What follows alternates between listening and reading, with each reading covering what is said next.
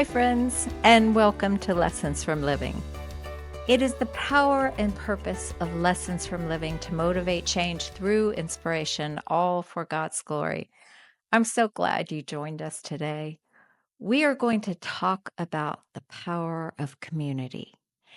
You've likely heard the stats about loneliness in this country. The most recent ones I have read indicate that as many as 40% of people consider themselves to be lonely much of the time. Honestly, I expected it to be even more based on what I'm seeing in the mental health community. I think the impacts on our health of being without friends or community are well documented. It affects our health in a number of ways. On the mental health side, it affects anxiety and depression levels.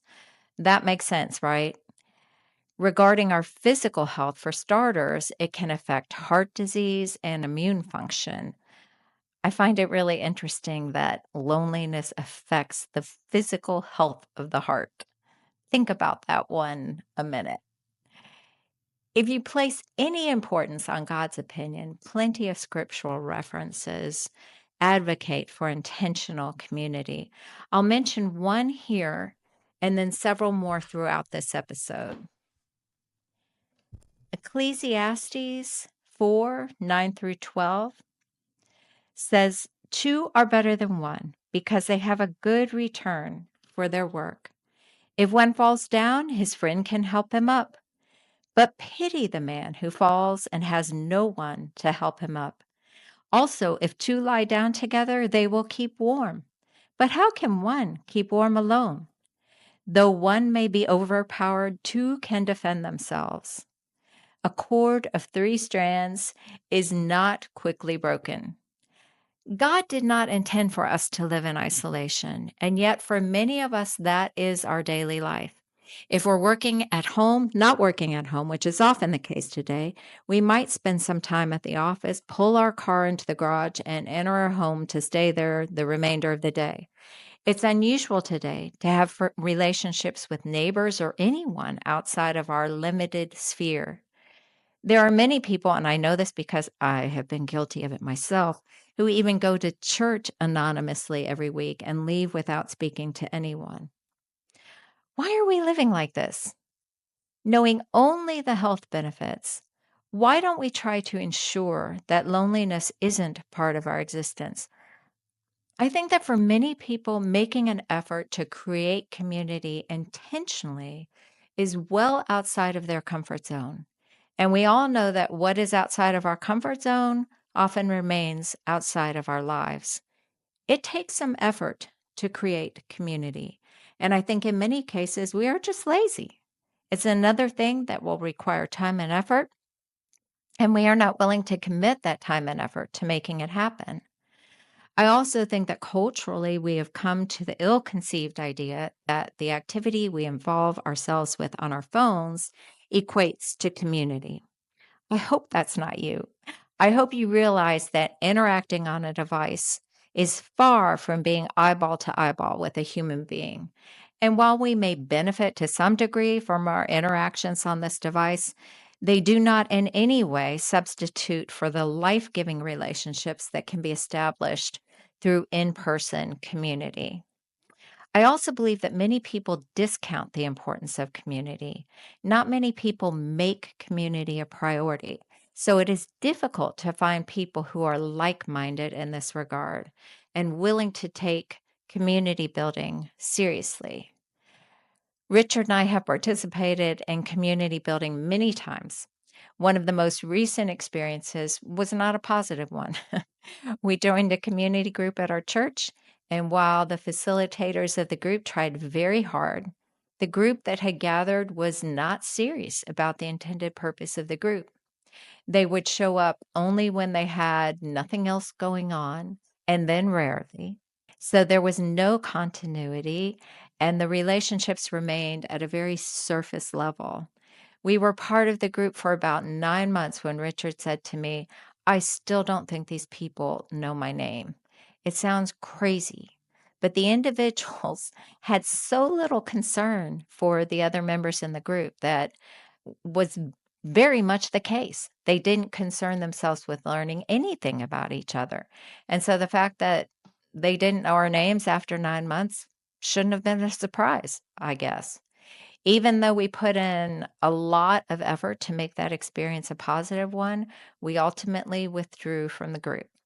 That was a fail. Contrast that experience to our most recent one, which is also a community group, again from our church. So, drawing from the same pool of people. But this time, as facilitators, we ask upfront for a certain level of commitment to the group. It is impossible to build relationships without putting in the time. And sure, there will be times when we have to be out of town. We all have kids and grandkids, and we are all very busy with our respective lives. But this time, the difference is that the members are exceedingly committed to building relationships within the group. And as a result, they have developed a very real love for each other. We study together, we work together, we lift each other up, we pray for each other and for those we petition on behalf of, and miracles have happened as a result. This group has become a source of God's power and purpose. Another example of a community that works is a group of six women who I've been friends with for over 25 years. We also met each other at church, participated in family Sunday school classes together. We had book studies together. We traveled together. We raised our kids together. We shared life in every sense of the word. In fact, the name of our group is Friends for Life. This happens to be the group of women who I am getting ready to launch a new podcast with called Mama Mentors. They are all incredible examples in both marriage and parenting, and I look forward to the opportunity to share their wisdom with a whole new generation of parents. The reason that I give you these examples is that they have not all been good. We have had our share of train wrecks. We're putting in the effort to community build is concerned.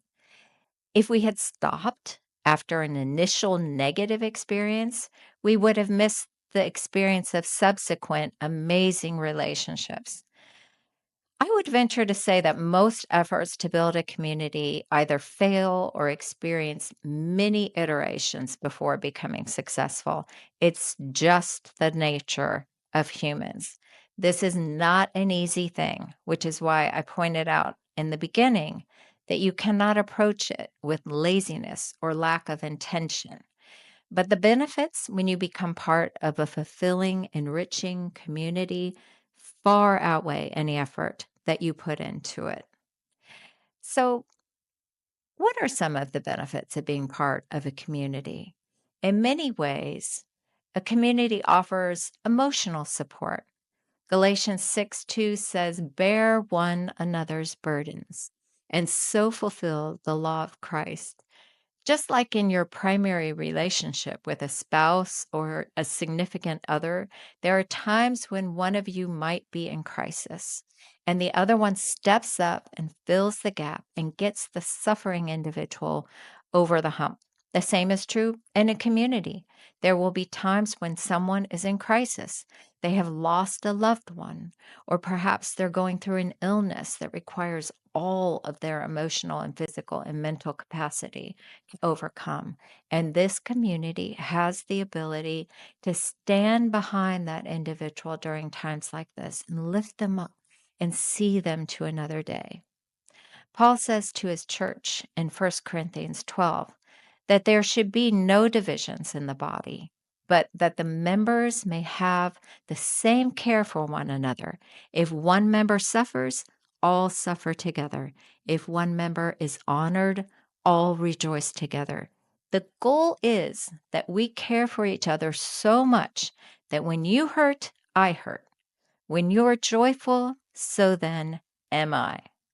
Another way that a community is beneficial is reflected in Proverbs 27:17. Iron sharpens iron, and one man sharpens another. Community makes us better in all ways, intellectually, spiritually. If you want to improve as a human being, you need to stretch beyond the boundaries of your limited perspective.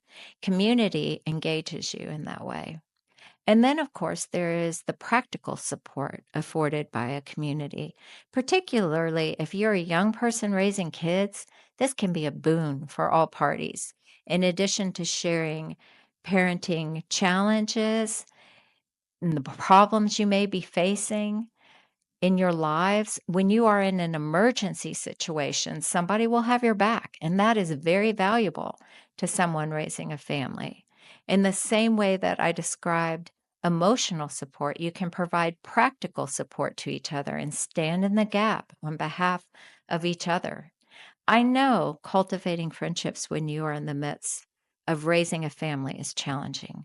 We tended to put our heads down and focus on the day to day when Richard and I were raising children. But I'm so grateful that we had developed friendships in those years that we still maintain today. You forget when you're in the middle of raising a family that that journey will end one day. I know it feels like it never will, but it will end one day. And it is a treasure to have friendships at the end of that great adventure, folks who have a long shared history with each other. The relationships that you build as a result of putting forth this effort can be nothing short of transformational. This is the way that God intended us to live. He did not create us as social individuals to live in a silo. That may be the comfortable place for a lot of you, but it is not the best place for you. It is not the healthiest place for you. You've probably heard me say that I consider myself an introvert. And so, where some of you may find the efforts that I've talked about here today as being kind of fun or challenging, but soul feeding too, they are truly stretching experiences for me. There is not a time when I am meeting with another human being that I do not feel some level of anxiety. But even with these natural tendencies that I have, when I leave from being face to face with another human being, and sharing some of the innermost substance of myself and truly having a reciprocal sharing, I am restored. So make the effort. Don't sit back and accept loneliness. Don't give up the opportunities that community affords you. I'm going to share with you a story about my greatest personal experience with community. I've not shared this with many people, but I think it's important to drive home the weightiness of this topic and what it can mean for you and your life. So, when I was going through chemotherapy and I was several months in, I had lost over 15 pounds. I couldn't eat, I couldn't sleep, I was miserable, I was so sick. And I decided that even though I knew this was my only shot at surviving this disease, the cure was killing me. So I decided I was not going to continue treatment. I talked to my nurse practitioner, and she said that she had a friend with a similar diagnosis who made the same decision, and she was no longer living. She said, I wish I would have forced her to continue. She would still be here today. And I told her that I appreciated that perspective, but I just didn't think I could do this anymore. And I was at peace with that decision. About that time, I had a visit from some of my friends. There's a group of women I've worked out with for over a decade at the same gym. And some of them came by to see me and bring me something to eat and lift me up, just like I've been talking about in this episode. And one of them kind of casually made the comment that the group at the gym, my friends, were praying for me every morning. I said, really? What do you mean? And she said that every morning after they worked out, they gathered together in the office and prayed for me. I was so humbled by this news. I had no idea. And the thought struck me that I could not give up before they gave up. They had not given up on me. I credit these women to a large degree with saving my life because I don't think if I had not been privy to that story that particular day, that I would have gone on with treatment. And I am here today to tell you this story because of those women in my life. Community can, in some cases, literally be life-saving. I would love to hear your experiences about community building, both good and bad. Leave a comment on the website, lessonsfromliving.net, or you can email me at beth@lessonsfromliving.net. I read all of my comments and I respond to as many as I possibly can. You can also check us out on the socials at Lessons from Living Podcast. We have some amazing interviews coming up in the next couple of months, so be sure to hit subscribe so you are the first to know when an episode drops. We'd also really appreciate it if you take the time to write a kind review on iTunes. That truly helps to get the word out about this program. I am so grateful for all of you. I hope I say that enough, but just know it is true. I treasure this community. Thank you for being with us today. Go out and make it a great day.